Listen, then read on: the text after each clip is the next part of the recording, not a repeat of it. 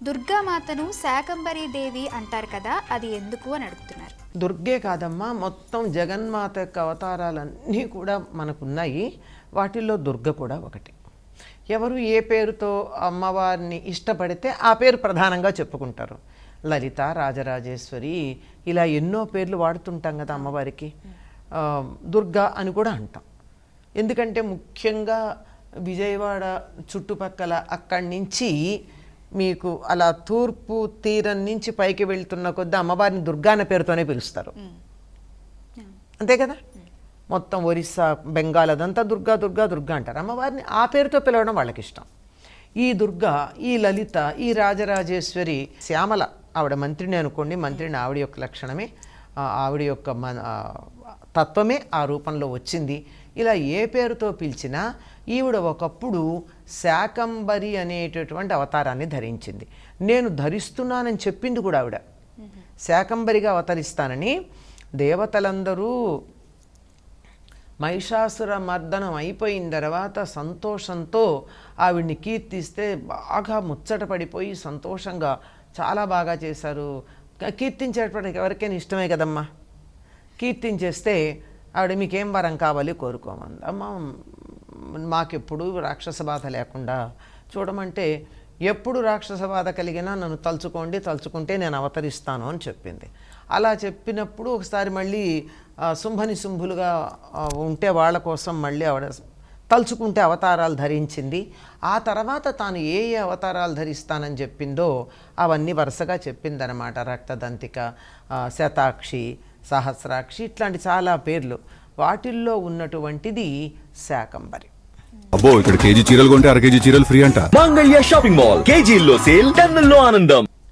ఈ శాకంబరీ దేవి ఎలాగా అంటే ఒకప్పుడు ఈ రక్తబీజుణ్ణి, ముఖ్యంగా ఇది దుర్గామాతకి సంబంధించి దగ్గరగా ఉండేటటువంటిది.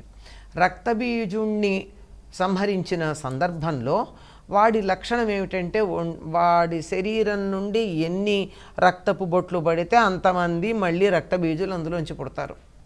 అంటే రక్తపు చుక్కే బీజంగా ఉండి పుట్టేటటువంటి వాడు. మరి వాడిని ఎలా సంహరించాలి? అందుకని అమ్మవారు కాళిని ఆదేశించింది. ఏమంటే, వాడి ఒంట్లో నుంచి వచ్చేటటువంటి రక్తం కింద పడకుండా నాకేసేమని నోరంతా పెద్దదిగా చేసుకునే.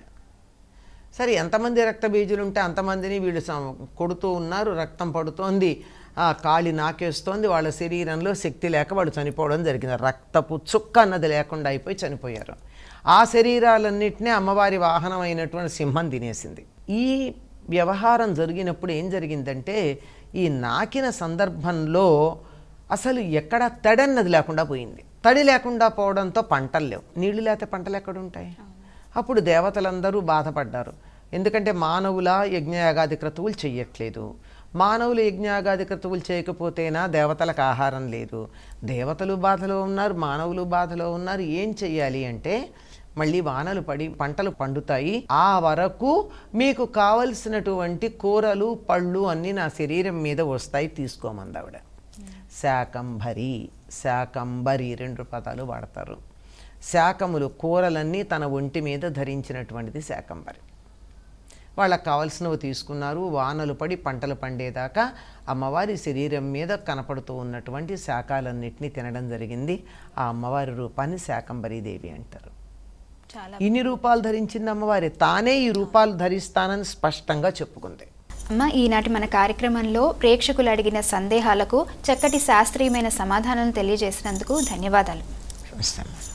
వీక్షించారుగా, ఇది ఈనాటి ధర్మ సందేహాలు కార్యక్రమం. మరో కార్యక్రమంలో మళ్ళీ కలుసుకుందాం.